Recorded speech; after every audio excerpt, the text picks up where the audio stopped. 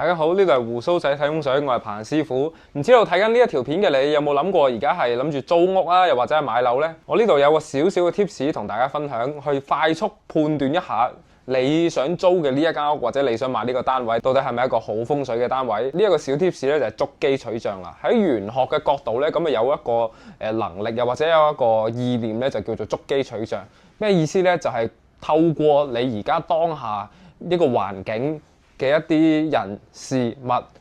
嘅發生，去判斷一下你而家想去做嘅嗰件事到底係吉係凶。咁如果你係前往緊呢個租盤啊，又或者呢個樓盤嘅時候，你可能身邊遭遇到一啲狀況喎，可能係中雀屎啊、跌手機啊、行錯路啊、蕩失路啊，呢一啲咁嘅情況呢，你就要特別小心一下啦。咁因為呢啲情況有機會係個上天同你講呢一間屋嘅狀況係如何，防備一下，小心一下咁樣。咁如果你係都揾緊租盤嘅，都要去睇樓盤嘅。咁如果發生咗呢啲狀況嘅話呢，要去判斷一下呢一間屋到底係咪一間好屋。咁如果你身邊都有朋友佢係諗住去租屋嘅、去買樓嘅，不妨 send 呢條片俾佢睇一睇，喺佢睇樓嘅當下都可以有少少嘅預備，有少少嘅防範咁樣。